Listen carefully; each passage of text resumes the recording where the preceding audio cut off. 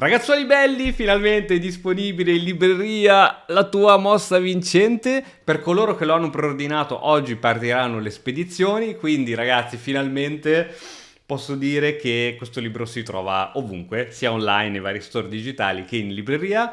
E grazie di cuore per il supporto, io ho visto che l'avete preordinato in tantissimi, siamo andati nei top 50 su Amazon dei libri, quindi è un successo per un libro di scacchi.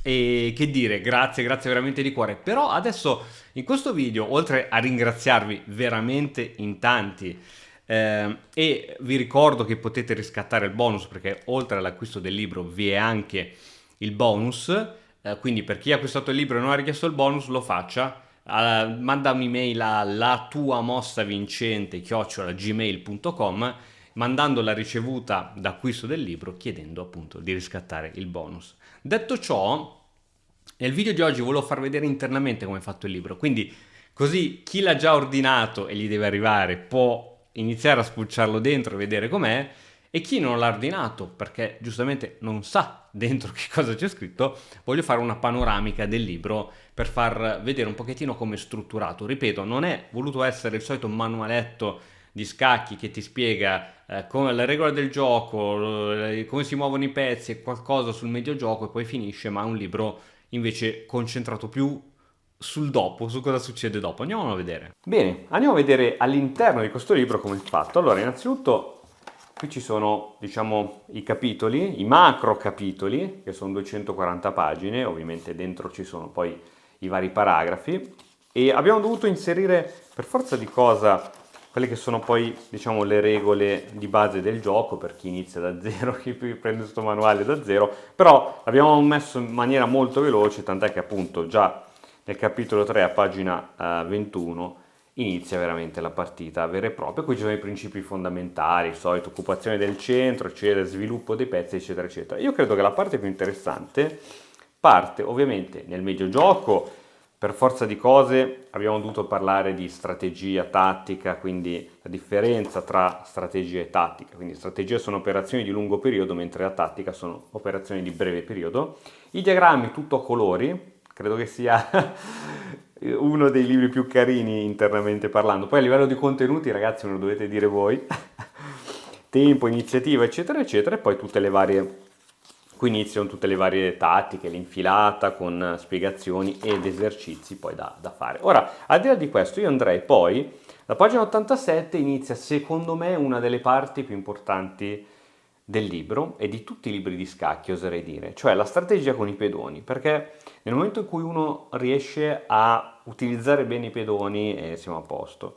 Qui ho sottolineato questa frase di Philidor che diceva: i pedoni sono l'anima degli scacchi. Effettivamente aveva ragione, il 90% delle strategie di scacchi sono determinate dalla posizione dei pedoni sulla scacchiera, dal momento che loro formano la famosa struttura pedonale. Quindi qui esaminiamo le isole pedonali, spinte di rotture, catene pedonali, i vari tipi di codi, strutture pedonali, pedoni isolati, pedoni doppiati, affiancati, arretrati, passati, insomma vengono spiegati tutti bene nel dettaglio con esempi, per poi andare, secondo me, ok, poi le varie strategie più concrete, alfiere buono, alfiere cattivo, come si gioca quando si ha la coppia di alfieri, quindi tutti i vari principi condensati man mano che vengono presentati dei nuovi concetti, avamposti, pedoni arretrati, che cosa sono, come sfruttarli, valutazione della posizione, credo sia una delle cose più importanti da sapere,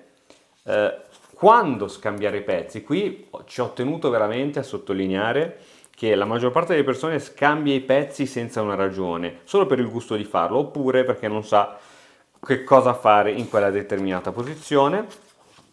E qui i punti deboli nello schieramento dell'avversario, come trovarli e come crearli. E poi andrei nella parte, poi arriva, diciamo, la parte del finale, ma secondo me una delle parti più interessanti è la parte della psicologia, a partire dal capitolo 6. Probabilmente pochissimi libri di scacchi trattano questo argomento realmente.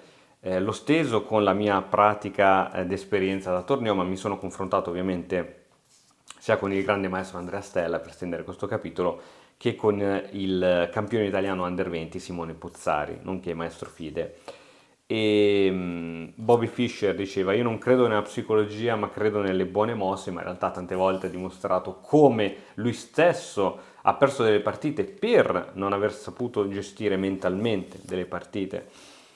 Oppure Tal che faceva sacrifici scorretti dal punto di vista del motore ma vinceva perché metteva sotto pressione il proprio avversario. Come gestire il vantaggio del materiale? Sono più 2, sono più 3, sono più 4, adesso finalmente vinco la partita e poi la perdo. Quindi vincere le partite vinte è una delle cose più difficili. I punti, il climax, il punto di massima tensione della partita, come riconoscerlo, quando capire quando lì devi veramente prestare attenzione e pensare all'interno della tua partita. Come vincere una partita vinta, e qui ho sottolineato un altro principio. Ricordate, se avete un vantaggio di materiale grande, potete permettervi di rendere la posizione più semplice per vincere, attraverso lo scambio di pezzi, spinte e manovre simili. Se avete un piccolo vantaggio, dovete stare attenti a non semplificare troppo, altrimenti quel vantaggio potrebbe scomparire. Quindi tutti i principi ovviamente sono sempre enunciati all'interno dei vari capitoli: gestione del tempo, cadenza di gioco, eccetera. Quanto pensare per ogni mossa? Anche qui sono consigli che secondo me vale la pena. Autoanalisi, feedback. Ho finito una partita, ho perso una partita, in che modo posso analizzarmi e trovare un feedback? Come fare autoanalisi? Come affrontare una sconfitta e accettare una sconfitta? Perdere una partita è infatti un colpo basso all'autostima. Gli scacchi sono una sfida puramente intellettuale il cui risultato non dipende da fattori esterni ai giocatori stessi, dunque non c'è fortuna. La sconfitta viene vista come un insulto all'intelligenza, anche perché gli scacchi vengono visti una lotta tra menti, quindi nel momento in cui perdi una partita sembra quasi che il tuo avversario sia più intelligente di te, ma ovviamente non è così. E poi l'ultimo capitolo, secondo me, anche questo uno dei più importanti, è il piano di studio per migliorare. Bene, mi piacciono gli scacchi, ho capito che voglio diventare un giocatore forte, quali sono i consigli per migliorare? Qui c'è un bel po' di roba e di consigli, fino ad arrivare poi, diciamo, alla parte finale del libro, dove arrivano poi, diciamo, i ringraziamenti e la conclusione.